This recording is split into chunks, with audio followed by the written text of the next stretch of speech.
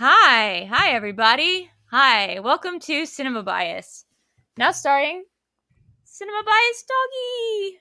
Yay! Yes, he's a Cinema Bias You're doggy. welcome. And Alex too. And it's great to see you too, Alex. I'm not really here. I'm just here for the dogs, like ish. Yeah, this is the 1 week we're gonna have one dog. Next week there will be two of them. So we're just gonna keep getting Cinema Bias doggies.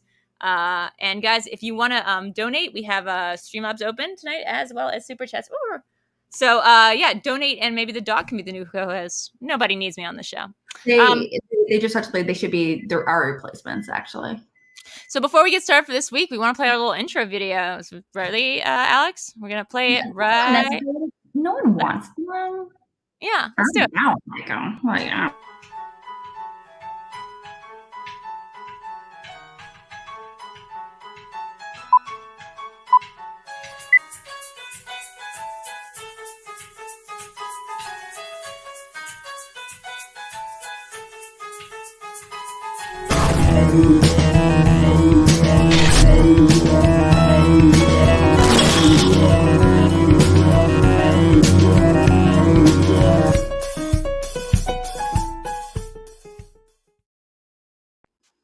Hi.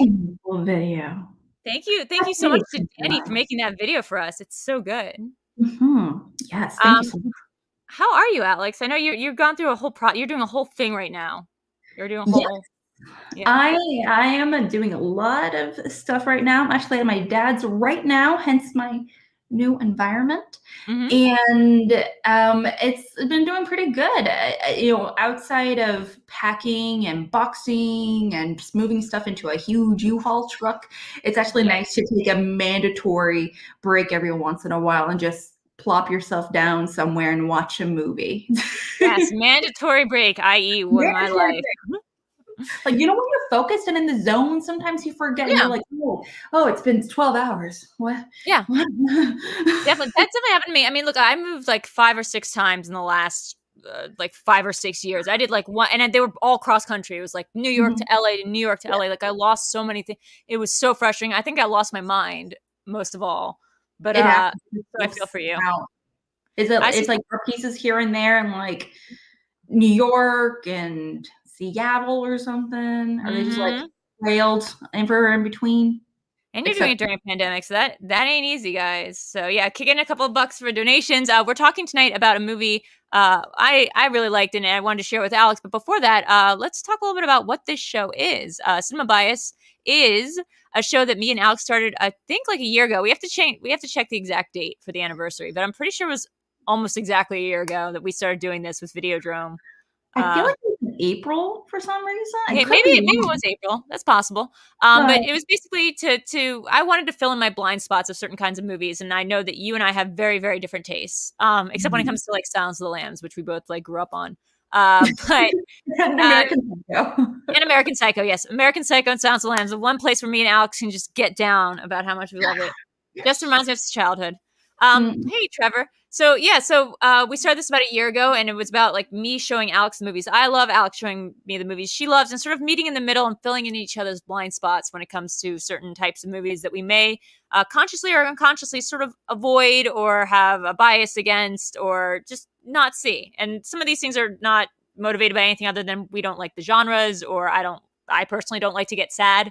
I don't like watching movies that make me sad. So this one was a real tearjerker one, because we are talking about Ma Rainey's Black Bottom tonight, which is a 2020 August Wilson adaptation by George C. Wolfe, starring the late, great Chadwick Boseman in his final performance, as well as Viola Davis. It's probably going to get a lot of it's definitely gotten like a lot of buzz for being shortlisted on the Oscars. I'm going to guess it's going to win a lot. But yeah, Alex, this is, I guess, the part of the show where we talk about what our bias is against about this kind of movie. Now, we have spent the month of February covering movies that fall into the terminology of Black cinema, and I think it's actually been really interesting and really fun and really cool to see different kinds of movies than I think normally I experience or I get exposed to. What about yourself? Did you? I was super excited. Last week we covered Superfly, and I was so happy we covered it. Because I was watching the Black Cinema exhibition match just a few days ago, and I was like, it was like this. Suddenly, I know more answers. And I was very excited I got it. Look, I mean, this not gonna lie, the Schmoedown has always been a big motivator for why I want to ever watch movies outside of my interests, because there's no reason that an uncurious mind would necessarily watch movies that don't immediately appeal to me. But I think this year has been really helpful in like teaching me that there are certain kinds of movies that I don't think I would like, but then I absolutely love. And this movie was one of them. I watched this movie and was like, I think Eric was there in the room. I could just being like, oh my God, he's so good. Chadwick is so good, but he's so skinny, but he's so good. I loved it.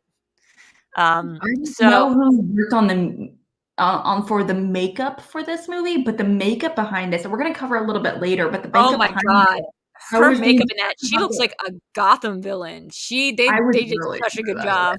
I was like, obviously I would never do blackface or anything along those lines, but at the same time I was like, it was a vibe, and I was really into it. It was a whole look.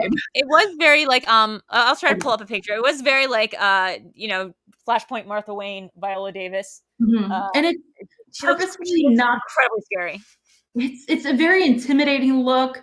Her teeth, her grill, eyebrows, they were really, really high. I mean, we'll get into it, but I had a moment in this movie where I was just like, why is, like, at the very beginning, I was like, why didn't they go with Octavia Spencer? Why did they go with Viola Davis? Just because the character seems like a much more Octavia Spencer kind of character. Like, it's a much more flamboyant kind of character. She looks like she's a bit rounder than Viola Davis is. I feel like in real life, but I mean, she just killed this role. She slayed it so hard. I loved every second of it. But let's get into it. Let's talk a little bit about. Let's see. I'm pulling up the picture. What makes you want to see or not want to see movies like this, Alex? I know this one's based on a play, which can be kind of difficult for some people. Because that means usually the location is kind of set and it's very talkative. Like there's a lot of talking. Let's see. So some of my biases going into this is that I didn't want to see it at all. Not so much. It was nothing to do with the movie itself. It was just knowing that it was Chadwick Boseman's last film. And so I kept putting it off. I was like, I do not want to cry. I do not want to get depressed watching this. I do not want to ruin my day. Because Chadwick Boseman, like a lot of people, is definitely an actor that means a lot to a lot of people. And knowing, especially when it comes to the filming of this movie in particular, knowing that he was in year 3-4 year of colon cancer, makes watching this movie in particular very difficult to watch. Because obviously making any movie, any physical movie is very, very troublesome, but there's several really hard monologues that we listen to from his characters, as well as a few other characters, and we were just watching him react, and it's just gut-wrenching. And I knew also another thing I also knew going into it is that it was based off a play, the same title by August Wilson, who also wrote another Oscar-winning play-turned-movie, which is Fences, which starred Viola Davis, which got her her Oscar. It wasn't directed by the same person, right? It was not directed by the same person. This person I don't know about that. Knights and Rodant. Yeah, I got the name. I thought Fences was directed by Denzel. No. I'm saying not Fences. I'm saying this director directed Knights and Rodante. Got it. George C. Wolfe, is that? George C. Wolfe, yeah. His name sounds way too much like George C. Scott. He's the director of The Public, which if anybody knows stuff about Hamilton, it's where Hamilton got its start before it was on Broadway. It's like this experimental off-Broadway theater. It's really cool. So that's where this guy's background is. So that's pretty awesome. But I would say, my thing is I like plays. I like going to see theater. I'm generally not one of these people who loves to see movies made about theater, like that are adapted from plays, because I think they can be really like it's like always like a workaround. Like, have you ever seen The Company of Men, or I've actually really love House of Yes, but like there's a lot of movies where it's just like you can tell it's a play, because people are talking a lot and they're not moving from like one room. And like, it seems like they should be able to like leave the room, but they're just not. They're just staying in place, and like the camera's cutting away, but like everyone's just monologuing. And I thought that this was going to be what the movie felt like, but it actually had some really dynamic, Eric was pointing out, like really dynamic visual elements. Like they would cut away, they would show exterior things that probably weren't in the play. They were just like used as like a, extraneous things of like people going out and getting soda, and like, these little moments where in the play you probably actually have like, maybe if the policeman even had a line of dialogue, it'd be a policeman coming into the recording studio, saying a line of dialogue, and then leaving the stage. But this, they were able to do like outside the stage. They were able to have scenes that took place outside the theater. It was really good. It's definitely a movie that I feel like you have to be in the mood to go into. You can't be having it. You can't just casually put this on TV and just go about your day. You can't watch this when you're also doing the dishes or anything. You have to sit on the couch or whatever it might be and watch this with intent. And it's a hard watch. It's a hard watch. Several people in the comments are saying that they didn't even realize that was Viola Davis until like the end of the movie. Yeah, I mean, she is transformative in this. Like, you would not, unless you like know. I mean, she's transformed. The makeup person did a fantastic job, and she probably will. I think she's definitely gonna be nominated. I think she'll probably win. I do know. I'm sure there's Carey Mulligan's been talked about quite a bit. Carey Mulligan's great. I don't think get her like 50th nomination. I think Carey Mulligan's great, and I love that movie. And I think that there's a lot of undue criticism lobbied at Promising Young Woman, but I don't think that it does a better performance than Viola does in this movie. It's a very different performance and a very different vibe. I mean, obviously for the movie overall, but there's something, the Viola Davis, I think she does not only just an overall very transformative character with Ma Rainey, but it's her attitude, her physicality behind it. The way she walks that fan, it is. And the way she just stands while getting ready to sing is it's really intense. And she but she is also terrifying. Yeah, that's what I was gonna say. Layers someone down is. Whew. Yeah, I mean, what struck me is that it really is this movie about, and this is why I really this. Well, you know what? How about before we get into it? Because there's a really interesting conversation we have about like the role of predator and prey in this movie, and like who is being taken advantage of and who is being exploited. But before we get to that, because we do want to do this fun little game where we explain the plot in 60 seconds. This one should be pretty easy, man, because like it's it takes place in essentially one place and not too much happens. So let's see if we can get there. I feel like you can do it. Let me pull up. I don't know if we have I don't know how he used to do this clock thing. Wait, is this it? That was wrong.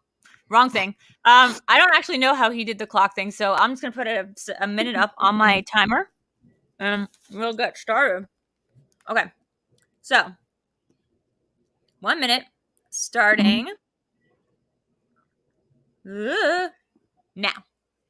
All right, so it's set in the 1920s in some U.S. city, and we find out that Ma Rainey she's a very popular, very well-known blues singer at that time, specifically within the Black community. Now, she's in the process of trying to record some new songs, essentially. And she has a very interesting relationship with her band members, and so her driver, that's also, I think, her nephew or something like that. But it's constantly a power struggle when she goes to the recording studio, a power struggle between her reporters, and the band members have a lot of their own interesting dynamic between each other. There's a lot of interesting conversations about how they got to that place, criticizing each other's, the way they work their instruments, their outfits, how they came to be, and what their long-term goals and ambitions are. And so by the end of it, it's just them trying to interacting and them swapping stories. And by the end, they record a record. They record a song that they're proud of. Ish. Okay. And Chadwick Boseman is in it. I couldn't remember his name. Okay. So I feel like that's a good telling of the story from Ma Rainey's perspective, which is a good half of the movie. The other half of the movie is that we are getting through the eyes of I also like am bad with names, character names. It's not my Okay, So much wait. rain. I think it is. It's in So his Chicago. I name remember that. is Oh, Levy? Levy? yeah, it's Levi. It's Levy. So Levy is a trumpeter who's in Ma Rainey's band. He's sort of like this like young upstart. Like he's trying to break into the industry, and he doesn't really think that he needs like Ma, and like he doesn't want to play the songs her way. And she's like a very stubborn woman. She's stubborn with the white folk who want to record her music and like sort of like use her for her music. And she just like, but she's being like very abusive to them. And in this movie, and the way it's portrayed, like and I think the way it's written in the play is like the white folk are like the two white recording managers are very like they're very cowtailed by her. Like they do whatever she asks, and they're kind of sort of like beaten into submission by her. But it is a bigger commentary about how even when that is happening, she's still the one being taken advantage of. Levi comes in with his own baggage and drama, his mom having been raped by a bunch of sharecrop farmers, and his father having sold the land to the sharecrop farmers, back to them, moved out of town, and then went back into the woods one night and like went and killed 8 of them before several more of them got them, and hung and burned his father. So he's coming with that perspective of, you know, fuck the man or whatever. And he has some songs that he's trying to sell on his own. And it's kind of building up into this boiling pot of stuff. Ma Rainey is also implied that she's a lesbian. She's having an affair with one of the singers in the band, who's now also hooking up with Levi over the course of this recording session. And basically what happens is by the end of the recording session, Levi gets fired by Ma. And he finds out that his song that he gave to the white producers, they don't want to have him sing it, but they're willing to pay him $5 to take it off their hands, for like take it off of his hands, which is essentially just do like, you know, the Chuck Berry, you know, just do the thing that's happened throughout history of just like use the black person's music and white people will steal it. And he gets so upset and he gets so fed up that he ends up stabbing one of the piano player in the band, who's like totally blameless guy for stepping on his shoes, in like a pretty apt metaphor.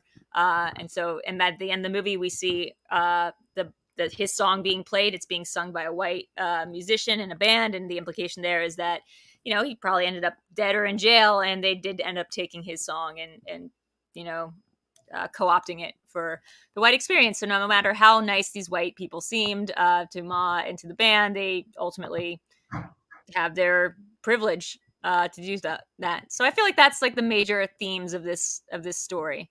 And it's really well done. Like I said, like it's hard to watch because of when I pulled up a picture of Chadwick, you can see just like he is gaunt.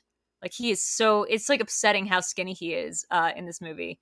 Like you're just he's so tiny. But the thing is, he's got this energy to him where he's just like he's like a live wire. You're like watching him, and it's like watching someone like literally ooze life out of them. Like they are just like just jolting life. Like he's just so alive in this film that I feel like it's sort of like the embodiment of the Chadwick Boseman thing, where like he is so alive and he's such a testament to life because he was going through all this while knowing that he was, you know, like in a sort of death process. And I think this movie is like a great culmination of that moment for him.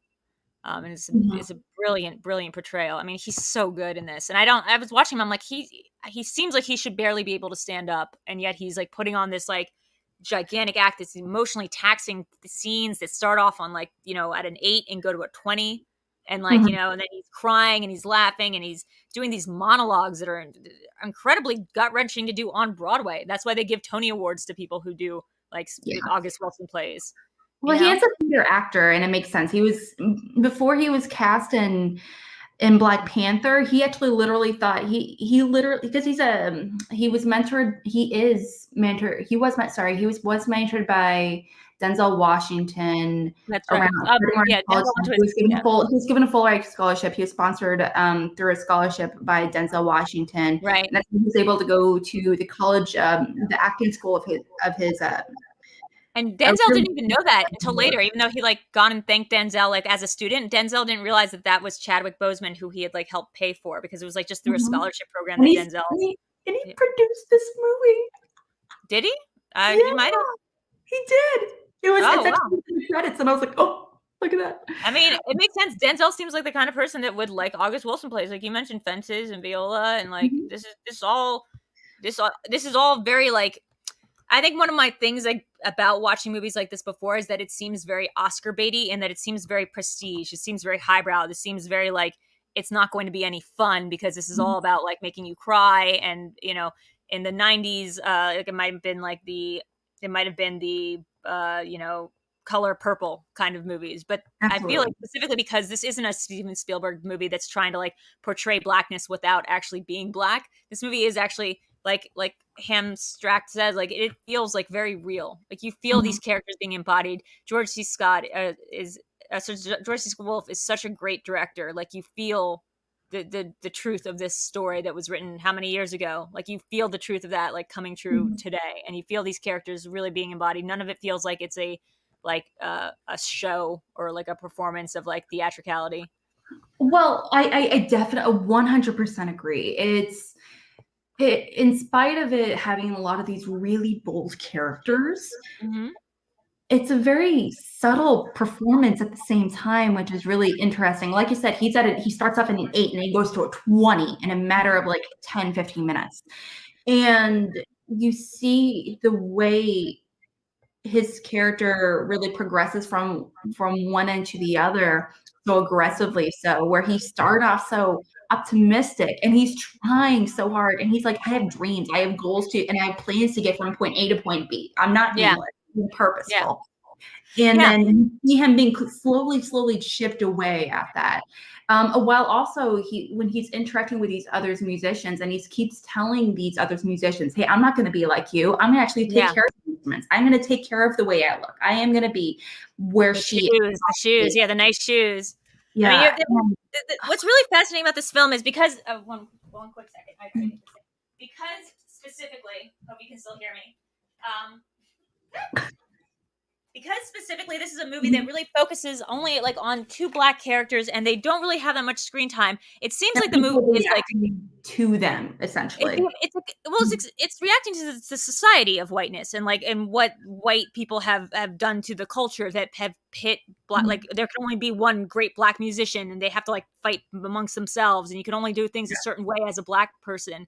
Like the whiteness is omnipresent without it ever having to be anything more than just like a light touch of like this nebbishy looking producer being like, whatever you say, Ma. And like it's seeming like on the surface, like the opposite of what's actually going on. But if you have any idea of what happens in America or like what this country's all about, like, of course, these producers seem nice. And of course they want to get Maz to sign, at the end, she's like refusing to sign the releases, even though they've given her the cash. They've done everything she's asked. She asked for the money in cash and not check, and which is like very unusual at the time. And they like, just hand it over. Like, there's one guy who's like a little bit more, sorry, this lighting is getting weird.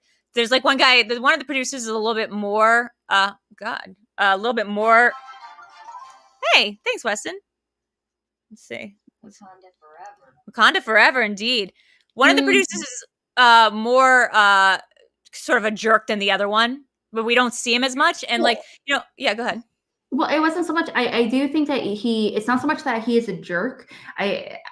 Although I do think he is a jerk, if that makes sense. But it's more like he hasn't really worked with her as extensively. And so he sees a lot of this behavior and he's like, this is just unacceptable. This is the worst. She's being unprofessional. She's doing X, Y, Z, and it's ridiculous. And to be clear, she is. She's a tyrant. Yeah, she shows up. She acts like Mick Jagger. She won't like do anything without like getting a Coca-Cola first. She's 30 minutes late. She's acting like a diva in a way that you were kind of like spend the entire play being like, are they gonna kill her? Like, is she allowed to act like this? And that's that pivotal question: is like, she allowed to act like this? And it's like, well, she's allowed because she has something that they want in that moment. Ma Rainey was a real musician. Sorry, and they don't have it yet. And they don't have it yet. Right, exactly.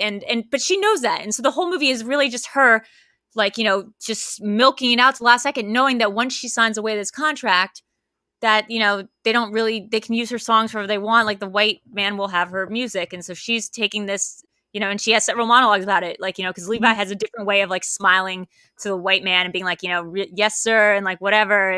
And he's like, don't worry, I know how to play this. But she's playing a totally different game, knowing that this is, a limited amount of time that she has to exert power. Yes.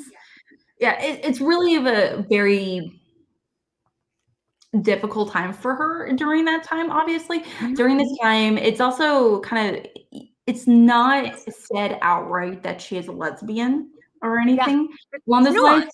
But it's like very, again, it's the way she coddles her. It's the way they kind of where she's kind of hugging her from behind, and there's like that focus, and she's like, "I will buy you stuff." Hey, and imagine the fact that it's all that none of that's in like the dialogue. So when you're doing this as a play, it's like really up to the interpretation of whoever's putting on the play. It can be subtle. It can be just sort of like, "I'll buy you whatever you want," like, and like she rubs her feet, or it can be like really heavy-handed. You know, you're gonna need some jewelry and some new dresses for when we go to Nashville, don't you? Yeah.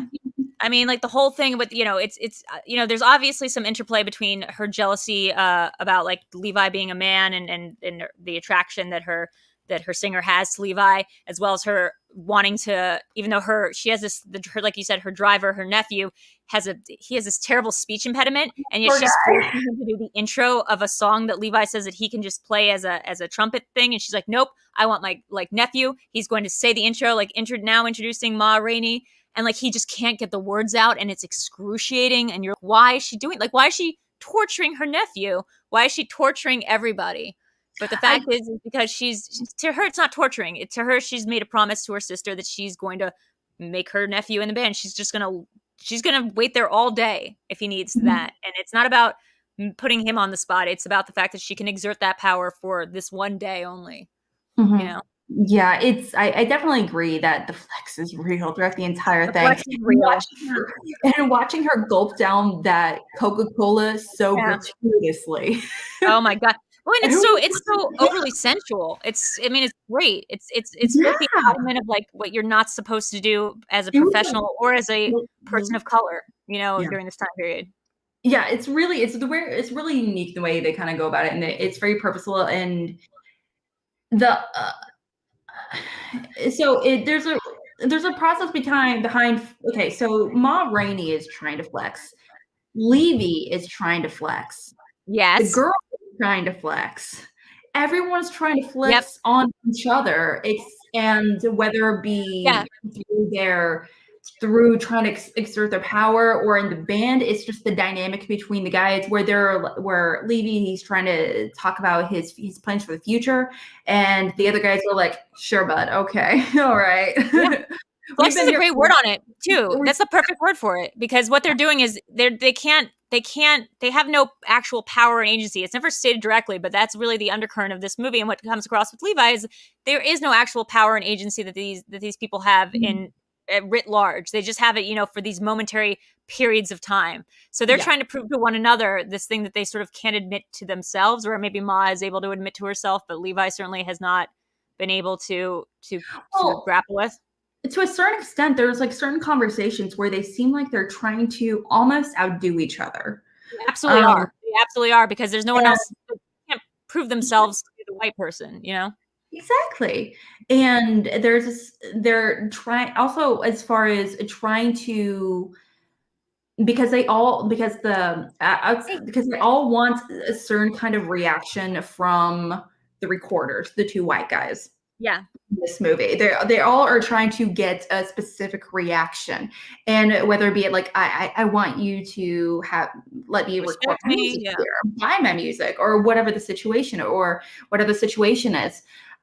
But they're going about it in very different ways. One person is doing it because of their successful career. Obviously, they're exerting power and influence, being like, hey, you can't do this without me. Therefore, I'm going to do whatever the heck I want for this little period of time. Versus Chadwick Boseman, he's trying to play the long game. He's trying to be nice about it. He's doing the yes sir, no sir. Yeah.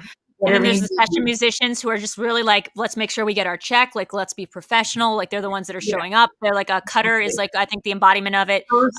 He's like the one who like he believes in God and Jesus. And like, there's this amazing speech that Chadwick has about God. And that's when he first brings out this knife. It's like the Chekhov's knife of the show.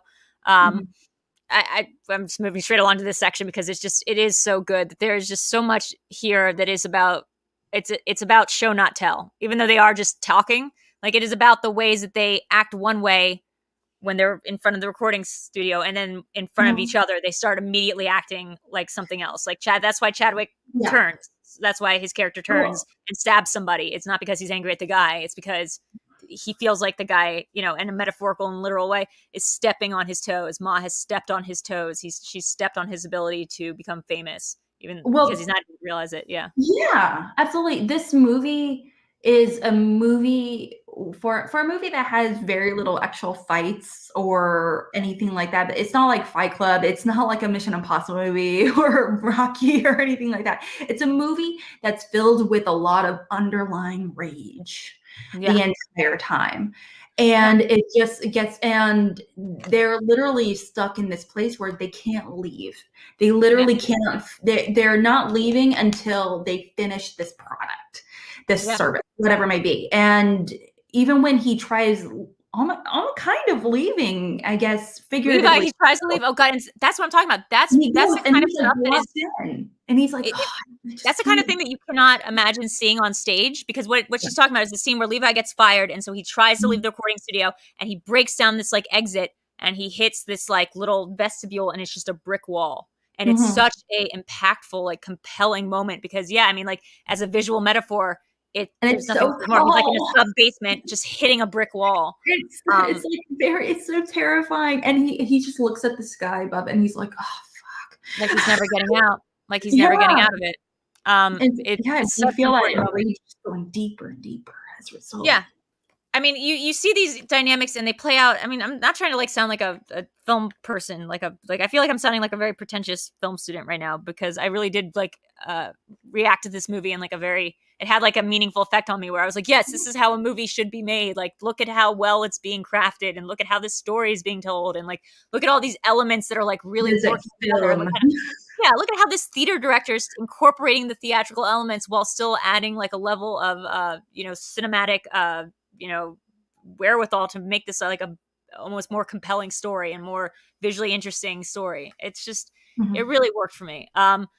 The moment where he brings out the knife, and like you said, this is not a movie that has a ton of action in it. They're mostly just recording. And as William Harold saying in the comment, there's this one part where the cousin or the nephew finally gets out the intro and he does it perfectly. And then they find out the wire leading up to his microphone has been And they severed, all blame been him frayed. right away.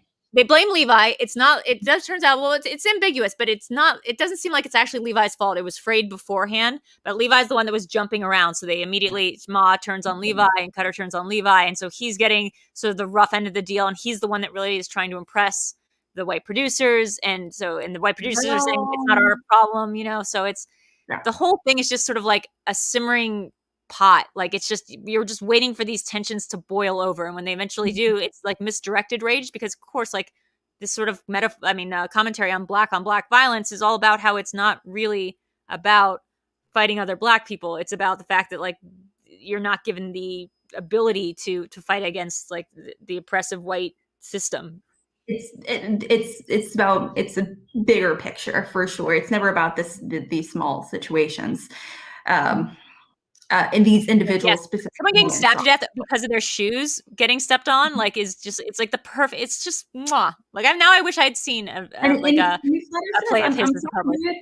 I don't know what else do you want me to say. I don't know. Yeah, he's just like, I'm sorry, like he doesn't even step on the shoes as we see it in this play, like, or as in this interpretation, he doesn't really step on his shoes. It's just something that he's been concerned about because he's bought himself this. Levi's used his money to buy himself a new pair of shiny shoes to impress these new white recording people, and then when they turn him down, he's already been fired from the band, so he's just nothing now. Like he's lost all his opportunity. He immediately, the sort of guy who's been the nicest to him, I think, out of all of them, is the piano player who he stabs. So that but he keeps accusing this guy because he's sort of not the weakest, but the gentlest of all the musicians. He's like, Cutter stands up to him. Cutter's more like the professional one who's like believes in Jesus and is hardcore about that. But like piano guy, like if you watch it like more than once, it's like piano guy just keeps getting dunked on by Levi and just kind of keeps allowing it to happen. Mm-hmm. Like Levi just keeps like accusing him of stuff and like then laughing along with Levi. So when this final confrontation happens, and we know that Levi has the knife because he's brought it out during the fuck your God speech that he gives Cutter, and tells us a horrible story about his family and his relationship with the people, the white people in his town, and what his father had to do with a smile on his face in order to exact his revenge. We know that knife is going to come back. I mean, that's the thing about theater. Like it's the Chekhov's gun. Like that knife is going to come back. We're just waiting for it. And when he steps on his shoes and Levi just blows off, like he just pops off. And the next thing you know, like the dude is just, it happens so quick. Yeah. Well, He just Just jabs him in the back. Well, this movie is a play. Obviously, it very much felt like a play, but there's so many play to movies that I find where it's just I'm not a huge fan of, to be honest. It's corny. It's corny. Yeah, and where it's just like, well, you have the opportunity to actually make it into an actual movie. Why don't you make it bigger or whatever? But this movie, it felt like a play. I'm sure it was rehearsed in many ways like a play. Well, yeah, but he's put it on in the public before, and the public is a very experimental kind of theater. Like I said, it's the place where Hamilton gets started. So they incorporate a lot of video elements into their theatrical, like into their off Broadway things. So there will be like videos in the middle of the performances. So it's done very much like sort of what do you call it? Kind of immersive theater. Yes, absolutely, very much immersive theater. But I really enjoyed it. Not to mention, it was really, really interesting to see how they. I feel like it's so annoying when you hear lines being like, "Oh, New York City's a character in the movie," kind of thing. Chicago, yeah, or whatever it may be. And the recording studio is the purpose of a recording studio is to broadcast your voice, and it broadcasts your voice out there and getting your talent out there to the public. Essentially, obviously it's not like a radio station, but the purpose, I mean, you're recording something and you're making it and putting it out there for the public, for someone to see you, recognize you, and also acknowledge you, and knowing that these people work so hard and they're just like, we don't want you. Sorry, we'll take. And it was rigged against them from the beginning, and which is something that Ma knew, which is that like they're never going to want you. Like they're never going to want you. They're only going to want your product. They're like that's the whole thing about his arrangement. So he has different arrangements to the music than Ma has, and he makes some very good arguments that like his music is more poppy. It's what people are dancing to, while Ma's is way more bluesy and it's kind of falling behind the times. And the recording people are agreeing with him, and they're saying, "Yeah, let's do your version of it." And Ma's saying, "Like, no, I'll walk." Like that's just her thing. She's like, "I don't have to do it, or I'll walk." And it's because like she might even know that like other people might like the music better the way that Levi's composed it, but that's not the point. Because the point is that it's her product. For now, while she still owns it and she can like record it, it's her product and she will do it her way. Whether that's the best way or not, it's her decision to make. It's her like, it's the only amount that she'll ever have. Because she mentions that like the recording, the guy's, sorry, he's not the recording studio guy. That's the other guy. He's her agent. And what she says is at one point, she's my agent and he's never had me over to his house except to sing for a bunch of other white folk. And she's like the most popular recording artist of like, of that generation. She's hugely successful, and yet even her own like manager or her own agent like won't have her over and isn't like working in her best interest. He keeps trying to undermine her in these kind of passive aggressive ways. And ways that seem totally reasonable while you're watching it. You're like, God, she won't give him a break. And then you realize by the end, like, why not? Like, why exactly she's not giving him a break? Well, the only person that we see actively challenging Ma Rainey in particular is the police officer. Yeah. The white police That's the only person I would say that you see actively racist.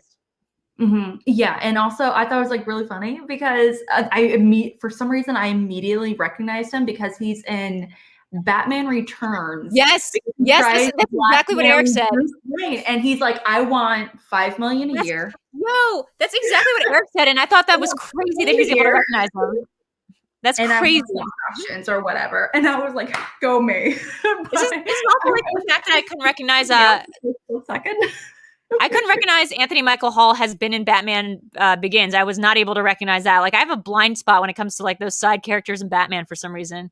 I don't know why, but like most times I'm able to pick out character actors, but not those times. Yeah, there's a lot of them. It's one of the most popular movies. So let's talk a little bit about the let's talk a little bit. You said you had something about the makeup artist of this film. I'm interested because this film she looks crazy. She's purposely doing up her makeup in almost like a drag-like way.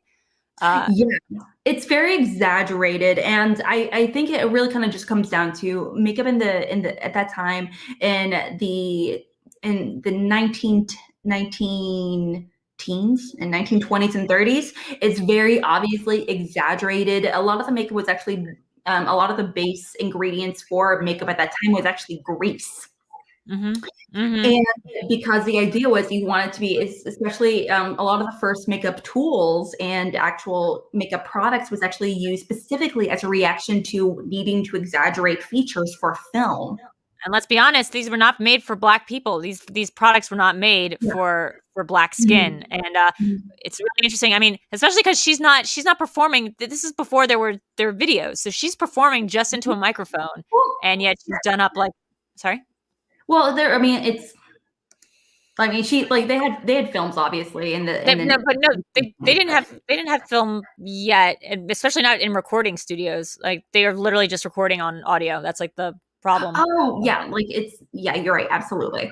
But the idea, like how makeup went from exclusively for films at that, or a little bit before that, to becoming much more normal and much more normal for women to use on a regular basis, on a day-to-day basis, become much more commonplace. But but the result of the greasiness, like pan and cakiness when it was used, remained. And as a result, I mean, like it's not cute. It's very greasy. It's like almost slapped on. Literally, you don't have tools, so you're just using your finger and you're just like winging it. No. So I really want to compare how she second for how, because let's be honest though, it's not like everyone in this movie looks like this, or all the women in the movie. It's specifically her, because for example, her girlfriend, her lover. Sorry, this is a really small picture.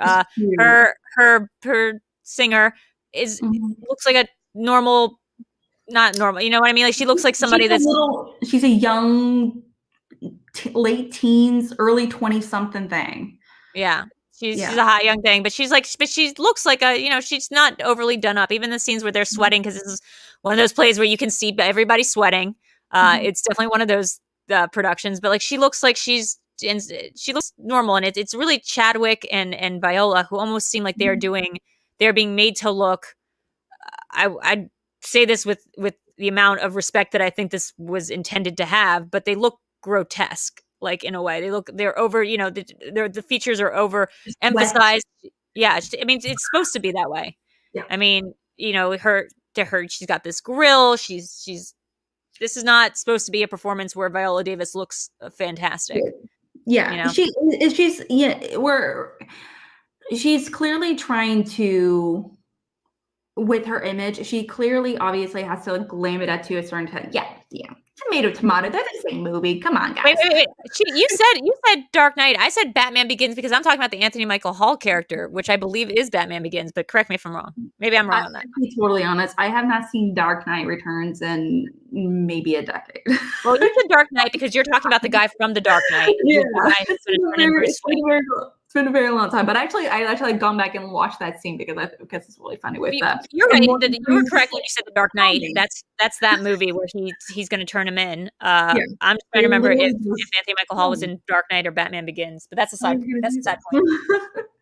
But she is the psychology behind the reason why she would use exaggerated makeup is also really interesting, because she kind of brings it up a little bit. She's very her body language and everything. She's very aware, obviously, of her look, of her size, of her aesthetic, and so she's trying to exaggerate, and she's like sort of making them uncomfortable, confrontational.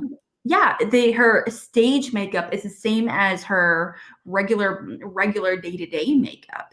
And like you said, it's very confrontational, and she kind of wants you to be like, girl, what are you doing?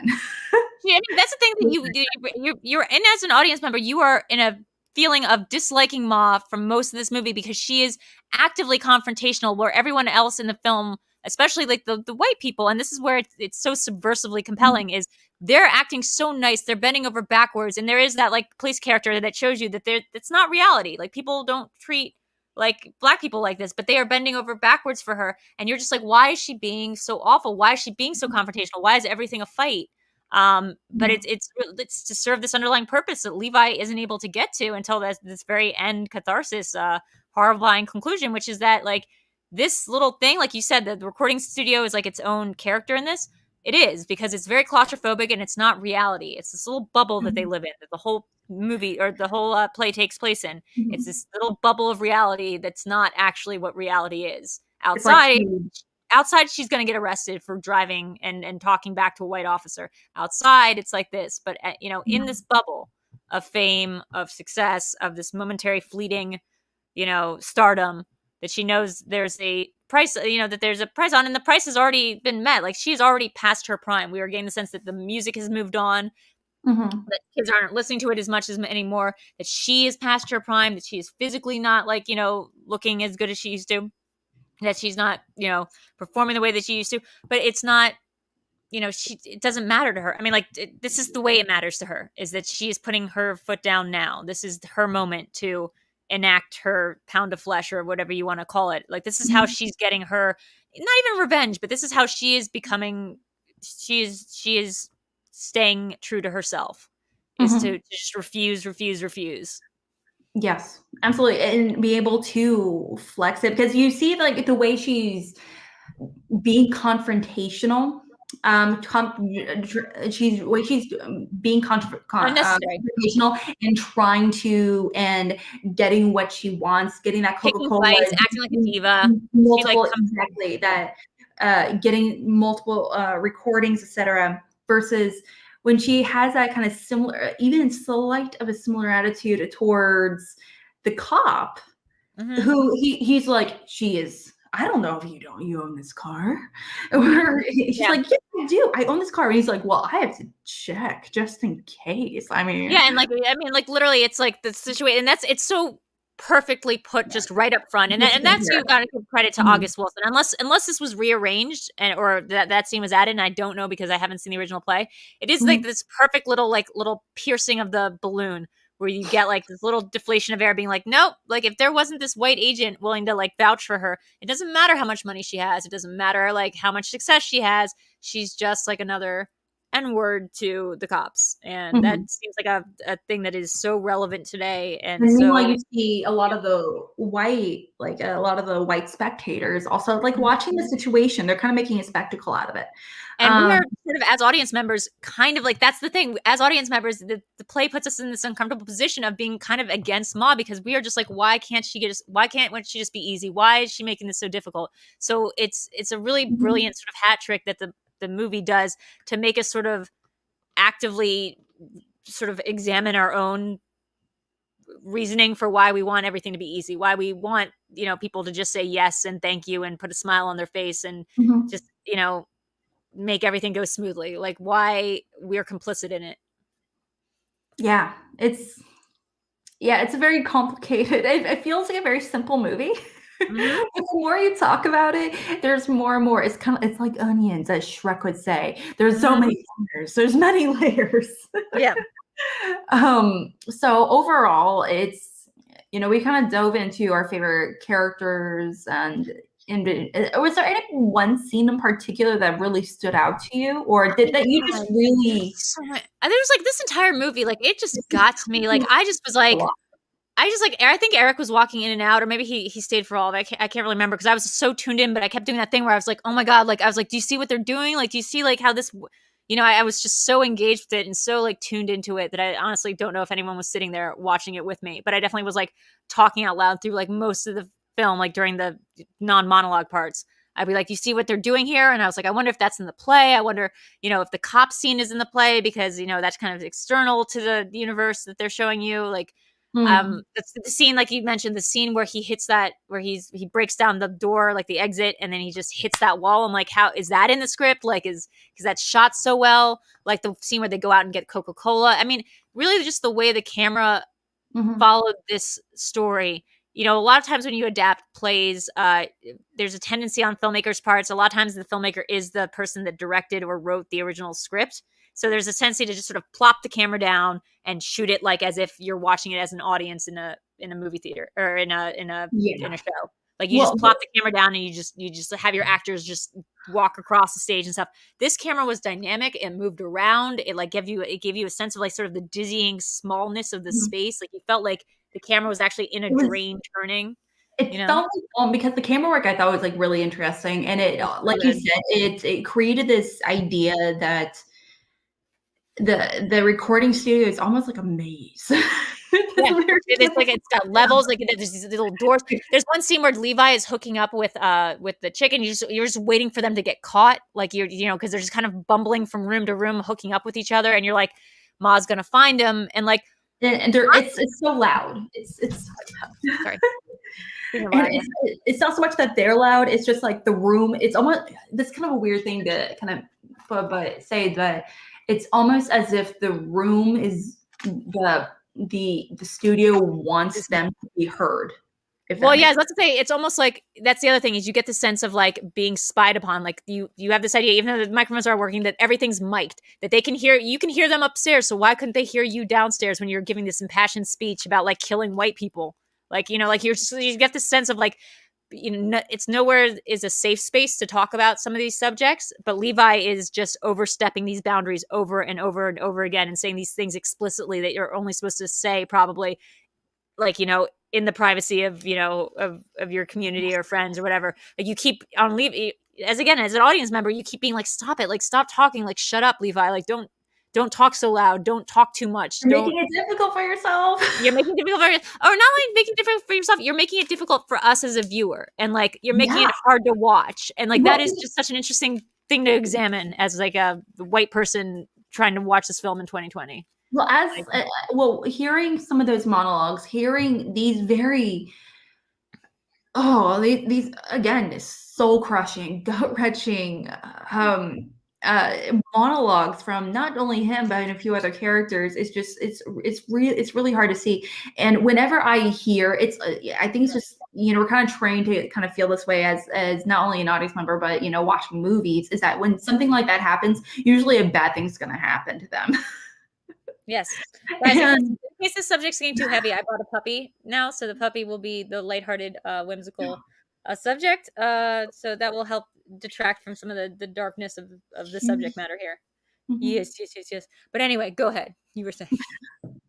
But that's I just want to look at his cute face. It's her. Her name is Sammy. Sammy, sweetheart. I didn't name her after her. That's her name that she came up, and I'm keeping it. Okay.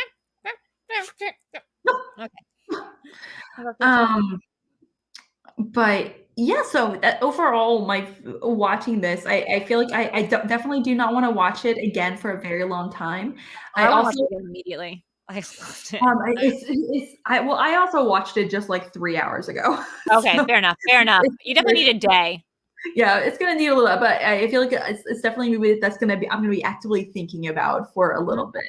It's definitely going to be a downer for sure. Obviously, I am excited. Something I would actually love to read is actually, I would love to read the script of this movie. That's what I was going to say. Is I want to read the script of this movie or this actual screenplay.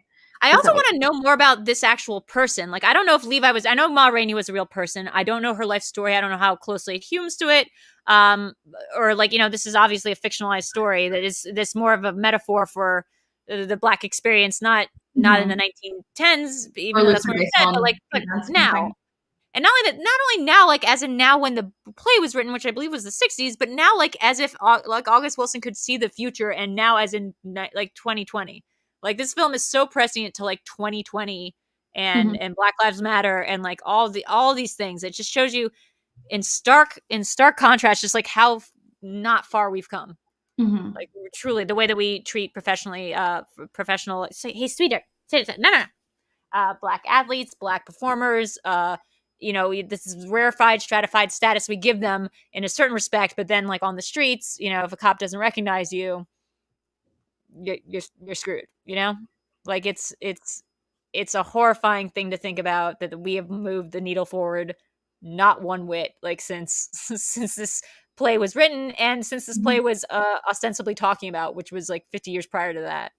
Yeah, I mean, it just kind of bouncing off what you just said is that there's this association that you can get out of trouble if you are a performer or if you're known for your celebrity status. extent. And that's the reason why Ma Rainey was able to get out of that situation, her car situation with a cop earlier in the film. And that's why she's obviously able to get away with a lot of the conflicts and confrontations throughout the movie overall. And that's why she was able to leave the way she does the studio. Yeah. She leaves trying to not sign over the contract. She ultimately, I feel like the story with her is that she ultimately knows that this is her last gasp and this is her last ability to hold on to something. So she's trying not to sign the contract. They're handed her the cash. They're like, come on, like, please sign it. And she's like, send the contracts over to my place. And they're like, come on, please. And like, you see that this guy is not a bad guy. Her agent is like, the way it's done is so well because he's not a bad guy. Like, you can just tell, like, he's sympathetic to her. He likes, he likes her music. He like supports her. He's probably been like the one white agent willing to take a risk on her to begin with. And he's like begging her, please, like, we've given you the money. Please just do the thing that you legally have to do now that we've paid you for it, which is like sign over to your songs. And she just, she eventually, she just kind of does. And then she kind of just disappears from the movie. Like the end of the movie does not have Ma Rainey. She just, and it works again as a metaphor because the moment she signs away those songs, she is no longer a character in the story because we no longer have a need for her. That's very true. Because her part is done. Mm-hmm. And that's what she knew. And that's why she didn't want to sign them in the first place. It's so tragic. It's also like tragic from like a perspective of being a woman, like a woman who is growing old in like the entertainment industry. Like, it's so sad. Yeah. It's like, yeah. Or just, I think just women in general when it comes to aging. Yeah, sure. But like, especially a woman. Especially in that industry. Yeah, it's not a pretty process. No pun intended, for sure. I said, does it hold up? I put up this section, which we don't always do, not to be like, wait, does a 2020 movie hold up? But mainly because I wanted to talk about that part about how this play was written in, like, I believe, let me double check, but I think the play was 2018? I could be wrong. The play was written in 2018? Let's see. I could be wrong. I'm probably wrong. I think it takes place then. I'm not sure when it, oh wait, I'm sorry. It was written by, it is the play the same name by August Wilson. It's a 1982 play. Oh, so I'm way off. No, because you weren't like wrong because like you had the wrong idea. It's just it wasn't written about the era that it took place in. So like it was written in the 80s, but it was sort of like The Crucible was written in the 60s and it was about McCarthyism, but like it's set in the olden times because the olden times is a metaphor. It's like that. So this is like written in the 80s, and that surprised me. I thought it was the 60s. I thought it was like a little bit farther back, but like I guess August Wilson's a little bit more contemporary than I thought. But, so he wrote this in the 80s about the struggle of Black people. I mean, by that point, you had Eddie Murphy. You had these Black superstar celebrities coming up in the world. And yet there is this tension that this play needed to, like, sort of go back in time and sort of place in the framework of, like, this one Black performer who existed then. And so I think, like, not only does it hold up, but it, like, keeps holding up in this really depressing way. Like, in this, like, horrifyingly prescient way that, like, 40 years ago, this guy predicted what was happening now because it was also what was happening in the past. It's just it's not changed. Nothing's changed, obviously. I'm really willing to talk about it. I think that's the one thing that's I'm really curious to see how this movie will be looked at in the next few years. Like, what is going to be the legacy of this movie? Are we going to think? Will there be an overall August Wilson film legacy, like adaptation? Will this be looked at as the Chadwick Boseman movie, or is this going to be looked at as Viola Davis's movie? Because I'm sure they're both going to get nominated for the Oscars, obviously. Look, I think that there's something to be said here about, I know we went to this conversation last week, and again, I'm not the gatekeeper on this topic, but I do think it's interesting to consider that, like, what is Black cinema? And there's so many movies like The Help, or, like movies that were directed by and written by white people about the Black experience that just kind of serve to make white audience members feel good about themselves for having seen it. And this is just not that. This is the opposite of that. And this is like, this feels more alive because of it. And I really think this is going to go down as like, one of these pantheon movies of like this high watermark of Black cinema, like, because it is just this beautiful piece of like artwork that's an adaptation. Like, it's just so good. It's and it's done expertly, like in the hands of somebody who obviously knows the source material and has worked with the source material on stage, but can also translate it because he's a big fan of the playwright, into cinematography that is compelling to watch. I really want it to be a trend of more film adaptations of these plays. I think it's really interesting. I really, really enjoyed Fences. I had no idea what to expect going into it, but I really, really enjoyed it. Was Fences the year after Moonlight won for Best Picture, or the year? I mean, because also that was also a high watermark for me, and I still haven't seen Moonlight. Just the fact that like it won over La La Land, a movie where a white person explains jazz to oh my god, just don't get me started on La La Land. But the way that Moonlight won was for me like one of the best moments of Academy history, where it's just they start giving the speech and then whoops, nope, wrong movie, and it's this other film. And I think Fences was a year or two later. Oh, and can't forget how in Green Book we have a white guy being like, "What do you mean you don't know no fried chicken? It's like your food. It's like your people's food, and you're having this black person like." I can't get started on Green Book right now. I hope that movies like this like give a sense of shame to Green Book in particular is interesting because it was produced or co-produced by Octavia Spencer. So yeah, but she's made some bad. She's also done like Ma, which is like not a great movie. She's made some really weird choices. I love Ma. I like Ma, but I think it's a weird exploitative like kind of film. Right. Like, and we can get into that, but like I think Octavia Spencer makes weird ass choices in terms of what she's willing to get behind, and I think it's like I'm not sure. Like I had a guess, it's money reasons, like or something sounds interesting on paper, but Ma, Viola and her like got famous from The Help, so Well, do you know who directed her in the movie Ma? It was her husband, right? Or was it her former roommate, supposedly? Oh.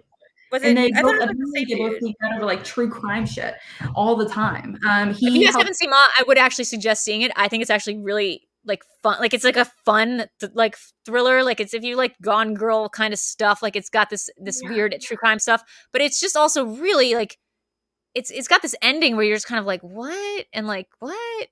It really kind of falls apart in the third act, like the reveal, but like it's very good in terms of being entertaining. I do think it's also just like a weird choice for her, and it's not like representative of the fact that Octavia Spencer, not Viola Davis, but Octavia Spencer sometimes just chooses roles because she can, and it's her God-given right to choose. She doesn't have to stand as like a symbol for choosing great feature films because she's a Black woman. Like she can choose as many shitty movies as as Natalie Portman or anybody else in the world, like who wants Mila Kunis. Like she can do whatever she wants. Like she can produce her own, like what they call it, vanity projects that she finds interesting, and who cares, like whether we like it or not. She's a great actress. I'll watch her in anything. Yeah, I totally agree. She's also an actress that she's similar to. I kind of put her in a kind of similar category as Matt Damon or Christian Bale, where they are almost ecstatic to change their physicality. And that's almost. I almost wonder if Octavia was offered this part, and probably not because it's Viola, and Viola has this August Wilson connection with the director. But like, it does feel like it's an Octavia kind of part. Like, I feel like if Octavia, if I was casting it, I'd want to see Octavia play Ma Rainey. I'm sure maybe I can definitely see it happening, but I do love Viola Davis in this film. She's great. She's so great. She's physical in a way that Octavia Spencer isn't. I don't know. I mean, like, this thing, I think Octavia would bring like a certain kind of like mischievousness to it that like it was sort of missing from like Viola. Like it plays this very like serious, and I feel like some of the lines are written to be a little bit more tongue in cheek, or like a little bit more like she's having fun at the expense of these people, and like, or she's like, and she's trying to like eke out some enjoyment of it, and Viola plays it very somber, which is a one take on it, But I'd be interested in watching Octavia. I can definitely see it's very much a different interpretation of it. But again, when it comes to Viola Davis, between Ma Rainey, I associate her. When I think of her sitting down, waving that fan, demanding that Coca-Cola. I mean, with the sweat and everything on her. I mean, oh my God, she won't. So she won't. She's doing this I don't man think of thing. her shouting insults. I don't think of her being like doing X, Y, and Z. I think of the way she is glaring. That very sensual, like it's very like you're supposed to feel it. You're supposed to Yeah, feel what it's like my to be core. in that room and to watch her ticking time, like as time ticks down, watching her sort of guzzle this Coca-Cola and like on your dime. And it's this visceral experience, and it's supposed to be visceral. And it's sort of also like what's also interesting is it's in hearing it was written in the 80s actually makes sense, because what it also harkens to is like this idea of like the superstar megalomaniac musician, like the who's like in the height of their, she's not on drugs as far as we know, but like they're in their height of their, looking. I mean, maybe she was, but like, they're at their height of looking like like sickly. They're not looking well. They're late to practice. They're just acting like a crazy person. And this is sort of like, and she appears on face value to be just representative of that as well. Like she's just like, you immediately just sort of see her as somebody who is difficult, who is sick, maybe who's like dealing with her own demons, and who's just there to like make your life difficult and not like do her job and to like make your life living hell. Well, it definitely makes me want to go back and watch some other movies about these Black female performers from that time, like Bessie. I know that was a TV movie from like the mid 2010s with Queen Latifah. There was one very recently that was actually nominated for a Golden Globe. I can't remember her name. She sang a song on Hamilton actually on the remix soundtrack. I can't remember her name. The actress, or sorry, the performer, or she's a singer. She's never, as far as I know, acted before. But sorry, so she's in a movie, or it's about her. Yeah, she's in the movie, but it's shoot, I can't remember her name. I can't, guys. Everyone in the chat, help me out. Help a girl out. That'd be appreciated. My daughter see for the first time. Now I have to look it up. Okay. But yeah, I mean, there's just so much of this movie that is, God, and I have to tell you guys, I can't like recommend this highly enough, but I know that there's this like saturation point of being recommended something where you're like, okay, enough. And then you start like resisting it mentally. So you just start going, okay, like I heard it's great, but like I'm not in the mood and I don't want to feel like an asshole for not wanting to watch this movie. So I'm going to like shut down my overarching, like just ecstatic praise of this film and just go watch it when you feel like it, when you're up for it. If you feel sad because of Chadwick, like just know that like he is so alive in this film. It's like the most alive I've ever seen one of his performances. Like it is kinetic. Like it is like watching someone be alive, and it's really a beautiful performance. I don't find it like very sad at all, except that he looks very, very skinny.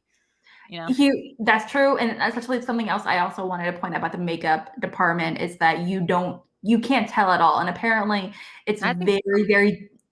Well, I mean, outside of his weight. Yeah, if you didn't know, like if you hadn't seen him like Black Panther and other movies, you wouldn't know that he was that sick. But like having known like who Chadwick Boseman and knowing how ripped he was, like it is. He was sick during then as well, though. I know. I'm just saying, but this was the last movie he ever did. He very clearly, this was here. I'm going to pull up one last picture, guys. And sorry that this is like sad. This is, but this is reality, and there's something beautiful and sad about it. But like, this is how he looks during this film. Let's see. I think it's this one. Is it this one? Nope, that's the wrong one. Hold on. Let me see. Oh gosh. Okay, I got the wrong one. Hold on. I got it. Let's see. I got it. Search Google for image. Sorry, guys. Hold on 1 second. Sorry. I'm finding it. I'm finding a good picture of it. Okay, so. Big photo. There we go. Here's one. Oh, God. He looks so ill. It makes me sad. But he is beautiful. Let's see. It's a really small picture. Let's see if we can actually bring it up. Let's see. It's very, very, very tiny. I'm trying to see if I can make it bigger. It's way, way, way too small. Hold on. Let's see. What is like making bigger, guys? It's like. It's like Control Plus. Control Plus. There we go. Like that gives you some sense. Man is gaunt. He looks like Dr. Vesuvius or whatever from The Princess and the Frog. Like he's just all angles. Like he's does not look healthy. and yet he's giving this performance that is just so full of life. It's amazing. And it really works. It really works for the character of Levi, who is this doomed, sort of like he's on this doomed sort of death trip, but doesn't realize it yet. And so it has this like jovial sort of don't look down while you're running off the cliff in a cartoon. And as long as you don't look down, you're not going to fall sort of thing. Mm-hmm. And I wonder how many, I'm sure there was a few situations that did not. Wait, what are you saying? That's not Chadwick. What do you mean? Chadwick? Chadwick. What do you mean? That's Chadwick Boseman. That was absolutely Chadwick Boseman. I promise you, that was Chadwick Boseman in that movie. Boseman, yeah, it was. I'm so sorry, that was. Sorry to break it to you, but that was him. That was. Yeah. I mean, I don't know. Like, it looks like it's Michael. Because he looks just like what's his name from The Wire. I see how you could think that. He looks like just Michael. What's his name? Michael C. something. But no, that's absolutely Chadwick here. I'll show you another side of it. The first time, I promise. Oh, that woman. Okay. Oh, sorry. Yeah. But he looks just like, what's his name? Michael K. Williams from The Wire. Is that his name? Michael K. Williams? Right? I think that's what the guy's name is. He looks so much like him in that movie. That's in this movie. That's who he looks like. He looks like Michael K. or Michael. I think that's his name. Michael K. Williams. Sorry for getting that guy's name wrong. Look at that. It's like he's literally in The Wire being that character. Not Omar. What's his name? Omar? God, I'm so bad with my Wire references. So Omar, it was Omar. Yeah, Omar's coming, right?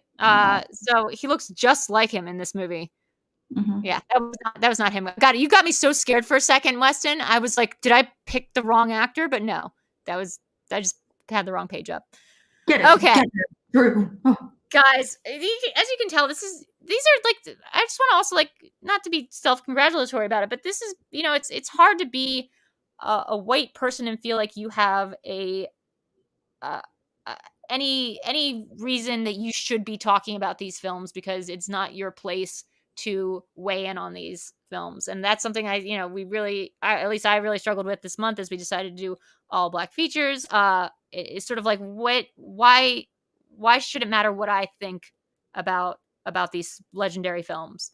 But I think what I've come to realize, and hopefully you guys feel the same way, is just sort of like, well, the fact that we're talking about them and we're forcing, we're having these conversations about it is exactly why.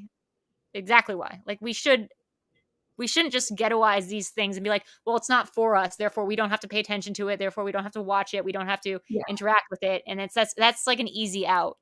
And like, it's only by interacting with these things and making ourselves uncomfortable and having sort of difficult discussions that don't really feel like it's our place to weigh in, can we like sort of move it forward. And hopefully you guys feel the same way too. I hope there was nothing that came off as disrespectful or presumptuous about this thing. It is like a fine line you have to walk, weighing in on movies like this that were, as a white person or as a not Black person. Anyway, I definitely say go check it out. It's gonna make you uncomfortable, but that's okay. Yeah, absolutely. It's a great movie still, regardless. That's important though. Oh, good. Guys, check it. Like, I'm not kidding. Like, I haven't seen Moonlight yet, and I realize now that that's also what I need to watch this weekend. Is like, I need to watch Moonlight because I never saw that. Because again, bummer films. I don't like. By the way, I also don't like films like about the Holocaust, and like, I'm Jewish. I haven't seen Schindler's List because I don't like films about bummer experiences. So I've missed a lot of Black cinema, and I've missed a lot of Jewish cinema. So like, it's just kind of thing that I am forcing myself to deal with, and watching these movies during COVID doesn't feel great. But this one does. And not feel great, but this one does feel alive in a specific way that I feel like is not as big of a bummer. But for next week, we actually don't. We're not gonna announce what movie we're gonna do for next week yet, because I'm not sure if we have confirmation. But I will say we do have a very special guest. Yeah, why don't you say who we have? Very special guests. Well, I was gonna say in 2 weeks we know, right? Because we don't know. No, next week we do have two special guests, and the week after we have another special guest. So we have confirmation that it's for next week. That's what I want to make sure about. Yes. Okay, awesome. Okay, then why don't we say who it is, Alex? This is all Alex, by the way. Alex has been getting these guests for the show. We have some incredible people coming up. We are having Iman Frost and Abby Corinne. Yeah. They'll be on next Tuesday. Do we know what movie we're doing with them? No, they have not responded with that. I did ask them, we are covering this movie, right? And they have not responded to that one, but I assume since it's the movie that they picked, and I was just reaffirming it to them. I will say I am so excited to do this because I mean, Eric NerdChronic is an editor for Amon and Abby. I've watched some of their shows. You know, they're very cool. But like the list of movies they gave us for what they're interested in talking about was so eclectic. It ranged from like one end of the spectrum to like the complete opposite. I've never seen like Blue Ruin and like a Studio Ghibli movie on the same list before. So it's awesome, and I'm really looking forward to seeing whatever we're gonna pick. And then what do we have coming up the week after, Alex? Okay, guys, I feel that I am gonna butcher her name. I apologize, but if you're familiar with a show called American Gods, yes. It's actually one of my favorite shows right now. It's actually on Stars. It's really good. Check it out. But there's a really great actress. Her name is I'm sorry for butchering it. Gotta get this right. Her name is Ka-Yoon Kim. So she plays a character, New Media, on American Gods, and she's completely wonderful. She's really delightful, and she's been in a bunch of different shows and everything down there in LA. So I'm excited. She's going to be picking what movie we're going to be watching on the 9th. The movie we're going to be covering on March 9th. So coming in. So stay tuned for that. She told me he's going to be putting together some more international films. So that's awesome. I think it's really good. Like, and you're like really into Alex. I want to say this. I don't know if it's been a year or not, but like, I want to say like, you know, coming up on a year, like, I'm really so glad that we've done the show. It has pushed me out of seeing these kind of movies that I kind of get in a rut of watching certain kinds of films, certain kinds of directors, maybe that I have a predilection for. I maybe just watch Twin Peaks over and over again. It is so good to like have these experiences and to be having them with you. So thank you for doing the show with me and for being such a good co-host for the past year, because this has been such a great experience. No, I love you too, Drew. I do. So where can people find you, Alex, if they were so inclined, which I'm sure they are? Well, heads up, we are going to have our 1-year anniversary here pretty soon, because our first episode was actually on March 24th. Okay. So you weren't far off, Drew. So well done earlier. You can actually find me right here on Twitter at @real_AlexMike. You can also find me at the Call to Action podcast. I host a show called Schmoedown. I'm actually going to be, since I'm in the process of moving and doing a whole bunch of stuff right now, Billy Belford is actually going to be hosting an episode of Schmoedown tomorrow evening. So definitely stay tuned for that. He is actually going to having a few rookies come on to do debates, and he's having Ben Bateman, our tournament champion of winners himself, is going to be on as guest host, or as co-host. My new best friend / mentor, Ben Bateman of the Dungeon. Ben and Dan have been so awesome. Like along with Mara and Molly and everyone that's new in the dungeon. Man, this team. This faction, not to like do my plug, but like, damn, this faction. If I was a betting person, I'd put money on us. I mean, it's hard not to bet on you guys, honestly. Actual money. Bet your actual money on us, please. And then someone buy me a dungeon shirt, because I need to own my own swag. Once I do move to the apartment next week, I do plan on getting some Schmoedown merch. So coming in hot. No point in buying it now. To my house. I've never actually invoiced for a Schmoedown episode, which is on me. That's on me for forgetting to do it. I actually feel like if I pay money into the Schmoedown, I'm actually losing cash at this point. But I plan on invoicing for my game coming up against Josh McCuber on sometime in March. So that's going to be really fun. You mean Elliot Dewberry? No, I mean McCuber. So that's what I'm doing, and that's going to be my first game of the season. And if I win, we have to get married, and it's going to be awesome. So were you done your plugs? I am so sorry. Oh, no, that's it for me, girl. That's it for me.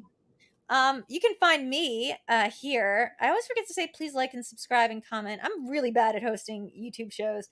So please like and subscribe and comment. Do all the things. You can follow me at patreon.com/VideoDrew. VideoDrew is one word.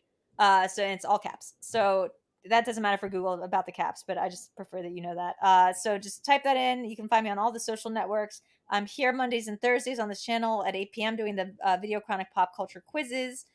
We just did one on Bring It On yesterday, which was awesome. on Thursday, we're having a big one. We're doing Batman, like Tim Burton's 89 Batman.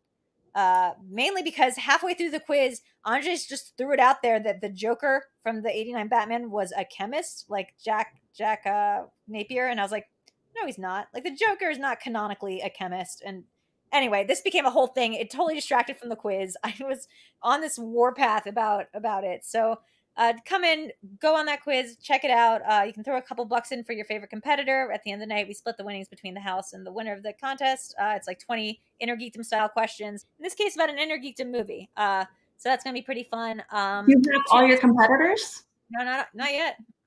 Oh. So there's some opportunities there, people. So yeah, just sign up for the Patreon. We do Cinema Bites. There's a Patreon perk where you get to come on and to suggest a movie to us, or we force you to watch a movie, which I believe is happening with an upcoming a Patreon member pretty soon, coming in March, which we'll have the schedule for shortly. Sundays I do Live in the Dark with VideoDREW at 9 p.m., which is my kayfabe sort of Between Two Ferns Space Ghost style talk show. We just had on John Roca. I'm confirming right now our guest. I'm pretty sure, like, I'll just throw it out. It's probably gonna be somebody from the dungeon is coming on for this week.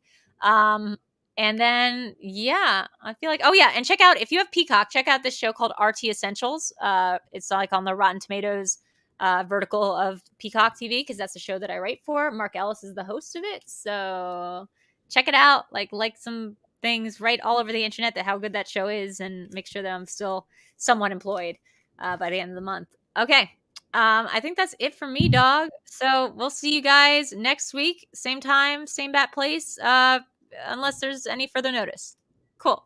Bye. Bye.